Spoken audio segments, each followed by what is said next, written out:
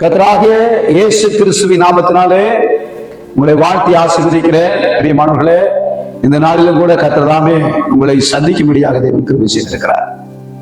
இந்த காலத்தில் கூட நம் தேவனாகிய கர்த்தர் நம்மளை எல்லாம் ஒன்று சேர்த்து தேவனாகிய கர்த்தரை நாம் மகிமைக்கு என்று நம்மளை தெரிந்து கொண்டிருக்கிறார். பிரியமானவர்களே, நான் முதலாவதாக உங்களுக்கு ஒரு வாழ்த்துதை சொல்ல விரும்புகிறேன். இந்த ஜீசஸ் பிளஸஸ் KHTC மூலமாக டிவி மூலியமாக உங்களை முதலாவதாக நாங்கள் வாழ்த்தி ஆசீர்வதிக்கிறேன். வாழ்த்துதலின் சத்தம் உங்கள் கூடாரத்திலே வருவதாக. பிரியமானவர்களே, உங்கள் ஆத்துமா வாழ்கிறது போல நீங்கள் எல்லாவற்றிலும் வாழ்ந்து சுகமாக இருக்கும்படி கர்த்தராகிய இயேசு கிறிஸ்து நாமத்தால் உங்களை வாழ்த்தி ஆசீர்வதிக்கிறேன். சென்ற காணொளியிலே நாம் பார்க்கும் பொழுது உண்மையான ரட்சிப்பு எது என்று பார்த்தோம். இப்பொழுது நாம் என்ன பார்க்க போகிறோம் என்று சொன்னால், அந்த ரட்சிப்பை நாம் எவ்விதமாய் பெற்றுக்கொள்ளலாம் என்பதை பற்றி தான் நாம் பார்க்க போகிறோம். அன்புக்குரியவர்களே, நாம் எல்லாரும் ரட்சிக்கப்பட வேண்டும் என்பதுதான் பிதாவாகிய தேவனுடைய சித்தமாக இருக்கிறது. எனவே தேவன் தம்முடைய குமாரனாகிய இயேசு கிறிஸ்துவை இந்த பூமிக்கு அனுப்பி அவரை நமக்காக அவரை தம்மை பலியாக்கி மகத்தான ரட்சிப்பை சிலுவை மரத்தின் மூலியமாக அவர் செய்து முடித்ததை நம்ம வேதத்தில் வாசிக்கிறோம். நண்புக்குரியவர்களே, நாம் இப்பொழுது அந்த உண்மையான ரட்சிப்பை எப்படி பெறுவது என்பதை நாம் முதலாவது புரிந்து கொள்ள வேண்டும். அந்த உண்மையான ரட்சிப்பை எப்படி நாம் பெற்றுக்கொள்ள வேண்டும் என்பதை பற்றி பார்க்கும் பொழுது வேதத்திலே அப்போஸ்தலர் 16ஆம் அதிகாரம் 30ஆம் வசனத்தை வாசிக்கலாம். அவர்களை வெளியே அழைத்து வந்து ஆண்டவமாரே, ரட்சிக்கப்படுவதற்கு நான் என்ன செய்ய வேண்டும் என்று கேட்கிறான். அதற்கு அவர்கள் கர்த்தராகிய இயேசு கிறிஸ்துவை விசுவாசி, அப்பொழுது நீயும் உன் வீட்டாரும் ரட்சிக்கப்படுவீர்கள் என்றார். அன்புக்குரியவர்களே, இந்த வசனத்தை சற்று நாம் கவனிக்க வேண்டும், தியானிக்க வேண்டும். கர்த்தராகிய இயேசு கிறிஸ்துவை விசுவாசியுங்கள், அப்பொழுது நீயும் உன் வீட்டாரும் ரட்சிக்கப்படுவீர்கள் என்பதாக பவுல் இதை அந்த சிறைச்சாலையினுடைய காவல் காரணத்திலே சொல்லுகிறதை பார்க்கிறோம். மாணவர்களே, இந்த மகத்தான ரட்சிப்பு எவ்விதமாய் வருகிறது என்பதை பவுல் தன்னுடைய பிரசங்க வாக்கியத்திலே எடுத்துரைக்கிறதை பார்க்கும் பொழுது, நீயும் உன் வீட்டாரும் தேவனாகிய கர்த்தரை விசுவாசிக்கும் பொழுது அப்பொழுது ரட்சிக்கப்படுவீர்கள் என்று சொல்லுகிறார்.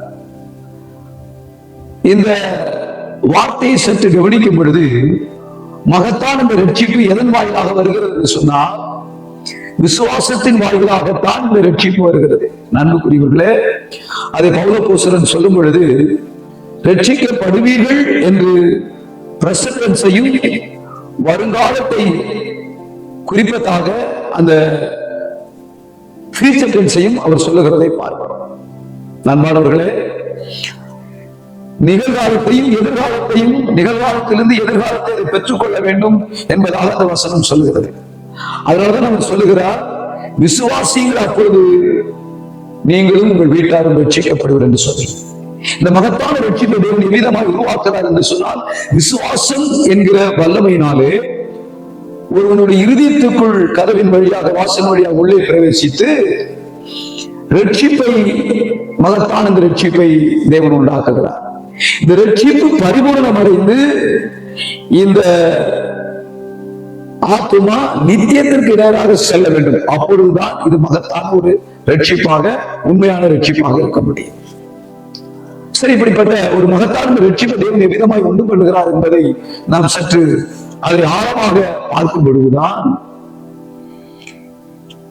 அவர் இந்த ரட்சிப்பை உண்டு பண்ணுவதற்காக, ரட்சிப்பை பெற்றுக் கொள்வதற்காக அவர் எடுத்துக்கொண்ட முயற்சி என்ன?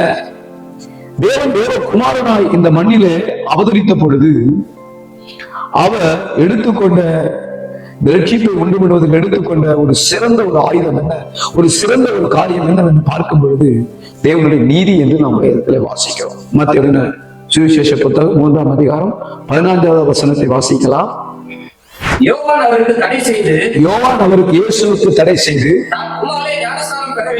நான் உம்மாலே ஞானஸ்தானம் பெற வேண்டியதாக இருக்க நீர் என்னிடத்திற்கு வரலாமா என்றார். அன்புக்குரியவர்களே, இந்த வசனத்தை சற்று தியானியுங்கள். பரலோகத்திலிருந்து தேவகுமாரன் இறங்கி வந்து இந்த மண்ணிலே ஊழியத்தை அவர் ஆரம்பிக்கும் பொழுது 30 வயதுல அவர் யோர்தான் நதியில யோவான் ஸ்நானகன் என்ற ஒரு தீர்க்கதரிசியினிடத்துல ஞானஸ்நானம் இருக்கும்படியாக வருகிறார்.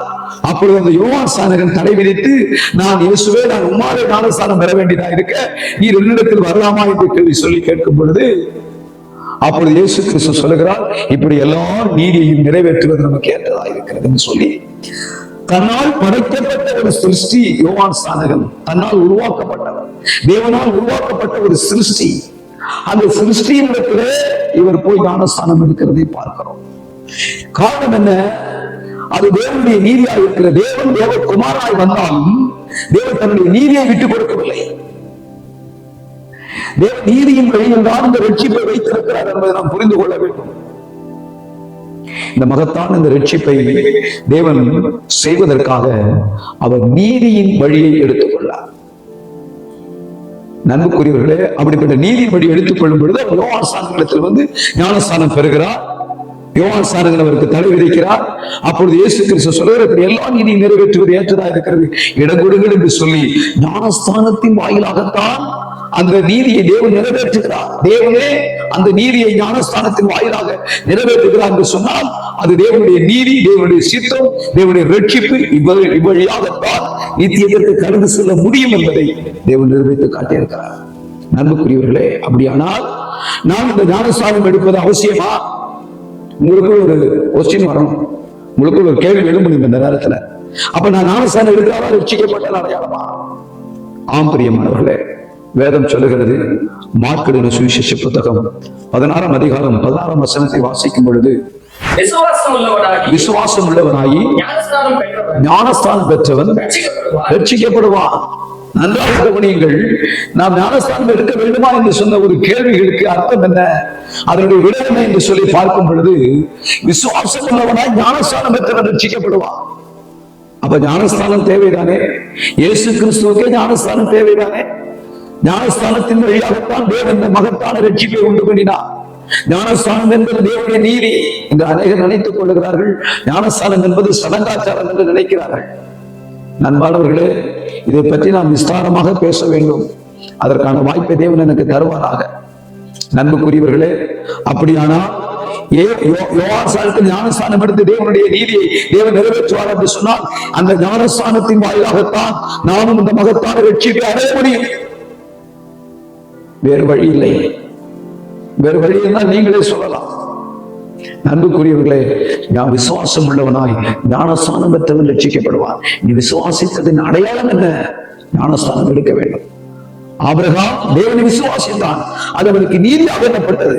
அந்த நீதியை ஆபிரகாம் விசுவாசத்தின் வாயிலாக அதை கிரியையிலே நிரூபித்து காட்டினார். எனவே வேதம் சொல்லுகிறது, ஆபிரகாம் விசுவாசிகளின் தகப்பன் என்று எண்ணப்பட்டார். அவன் அந்த மோரியா மலையிலே ஈசாக்கை பலி செலுத்தும் பொழுது சாதாரணமாக அல்ல, அவன் பலிபீடத்தில் ஈசாக்கை கிடத்தி வைத்து தன்னுடைய பட்டயத்தை எடுத்து அவன் ஈசாக்கை பலி செலுத்துகிற நேரத்தில்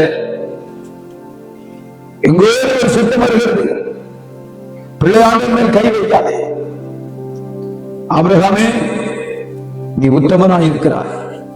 விசுவாசத்தில் சோதித்த பொழுது, ஆபிரகாமை சோதித்த பொழுது தேவனாகிய கர்த்தர் அந்த ஆபிரகாமுடைய விசுவாசத்தை பார்த்தார். அது அவனுக்கு நீதியாக எண்ணப்பட்டது. கிரியில் வராத விசுவாசம் செத்ததாக போய்விடும். நீ விசுவாசிக்கிறாய் நான் ரட்சிக்கப்பட்டிருக்க ஆலயத்தில் போயிருக்கிறேன் எல்லாம் சொல்லலாம், ஆனா ஞானஸ்தானம் எடுக்காவிட்டால் ரட்சிப்பு பரிபூர்ணம் அடையாது. அப்படி ரட்சிப்பு பரிபூர்ணம் அடையாவிட்டால் நம்ம நித்தியத்திற்குள் கடந்து செல்ல முடியாது. தேவனுடைய பரிபூர்ணமான சித்தத்தை செய்யாமல் நாம் வேறு வழியாக பிரவேசிக்கிறவர்களா இருப்போம். நாம் நித்தியத்திற்குள் பிரவேசிக்க முடியாது என்பதை புரிந்து கொள்ளுங்க. தேவனாய் இருந்து தேவகுமாரனாய் இந்த மண்ணிலே உதித்தாலும் அவரும் தேவனுடைய நீதியை நிறைவேற்ற வேண்டிய அவசியமாக இருக்கிறது.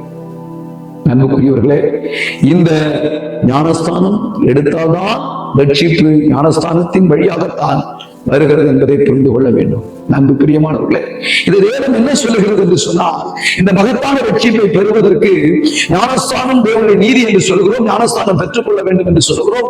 அப்படியே அந்த ஞானஸ்தானத்தை எப்படி பெற்றுக்கொள்ள வேண்டும் நன்றாக புரிந்து கொள்ளுங்கள். நான் சுருக்கமாக உங்களுக்கு சொல்கிறேன். ரட்சிப்பு யூதர்கள் வழியாக வருகிறது. யூதர்கள் வழியாக ரட்சிப்பு வந்தாலும் புறஜாதிகளுக்கு எவ்விதமா இந்த ரட்சிப்பு உலகமெங்கும் கடந்து செல்கிறது என்று சொன்னால், யூதர்கள் வழியாக இயேசு வருகிறார். ஆனால் புறஜாதிகளுக்கு ரட்சிப்பு பரிசுத்த ஆவியினால் பெந்தெகோஸ்து நாளில் இறங்கி அந்த மகத்தான ரட்சிப்பை பரிசுத்த ஆவியினால் தேவன் உண்டாக்குறார். அநேகர் தவறாக புரிந்து கொண்டு பேதுரு பெரியவரா இயேசு பெரியவரா என்றெல்லாம் வாதிக்கிறார்கள். அதுவல்ல, தேவனுடைய நீதி எது என்று நீங்கள் பார்க்க வேண்டும். பரிசுத்த ஆவியானவர் தான் பெந்தெகோஸ்தே நாளில் இறங்கி அப்போஸ்தலர் 2:38 படி ஒவ்வொருவரும் மனம் திரும்பி பாவ மன்னிப்புக்கென்று இயேசு கிறிஸ்து நாமத்தில் ஞானஸ்தானத்தை பெற்றுக் கொள்ளுங்கள், அப்பொழுது பரிசுத்த ஆவியின் வரத்தை பெறுவீர்கள் என்று சொன்னார். பாவ மன்னிப்பின் நிச்சயம் நமக்கு இல்லாவிட்டால் பரலோகத்திற்கு செல்ல முடியாது. ஒரு மனிதனுடைய பாவம் மன்னிக்கப்படாவிட்டால், கழுவப்படாவிட்டால் அவன் பரலோகத்திற்கு செல்ல முடியாது. அப்படியானால் எடுக்க வேண்டிய ஞானஸ்தானம் என்ன? சரியான ரட்சிப்பு எது? அந்த ரட்சிப்பின் ஞானஸ்தானம் எது என்று நாம் பார்க்கும் பொழுது, நம்முடைய பாவம் மன்னிக்கப்பட, நம் பாவம் கழுவப்பட ஒவ்வொரு மனிதர்களுக்கும், புறஜாதிகளாகிய ஒவ்வொரு மனிதர்களுக்கும் யூதர்கள் வழியாக ரட்சிப்பு வந்தாலும் அது பரிசுத்த ஆவியினால் பரிபூரணம், உலகமெங்கும் பரிபூரணம் அடைகிறது. அது எப்படி வைத்திருக்கிறார் என்று சொன்னால், பரிசுத்த ஆவியினால் கர்த்தராகிய இயேசு கிறிஸ்துவின் நாமத்தினாலே ஞானஸ்தானத்தை பெறும் பொழுதுதான் அந்த ரட்சிப்பு உதயமாகிறது. ரட்சிப்பின் வாசல் திறக்கப்படுகிறது. இவ்விதமாக ரட்சிக்கப்பட்டு அவன் நித்தியத்தை அடைய வேண்டும் என்பதை தேவனுடைய பரிபூர்ண சித்தத்தை மாறி யாரும் செயல்பட முடியாது.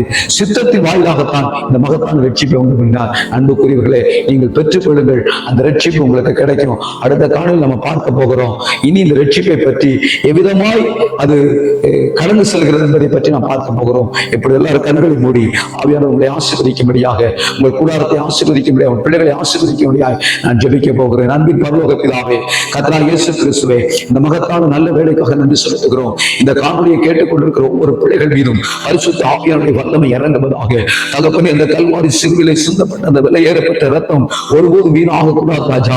ஒவ்வொருவரும் பாவ மன்னிப்புக்கென்று கர்த்தராகிய இயேசு கிறிஸ்து நாமத்தில் ஞானஸ்தானத்தை பெற்றுக் கொள்ளட்டும். இது பரிசுத்த ஆவியினால் பெந்தெகோஸ்து நாளிலே நடைபெற்ற ஒரு கட்டளையாக இருக்கிறது. அந்த கட்டளை ஒவ்வொரு மனிதனும் நிறைவேற்றி பாவம் மன்னிக்கப்பட்டு அவன் விதமான இந்த ரட்சிப்பை ஆண்டவரை பெற்று பரிபூரணம் அடைந்து நித்தியத்திற்குள் கடந்து சென்று ஆண்டவருடைய சொந்த தேவனுடைய சித்தத்தை நிறைவேற்றலாய் மாறட்டும்.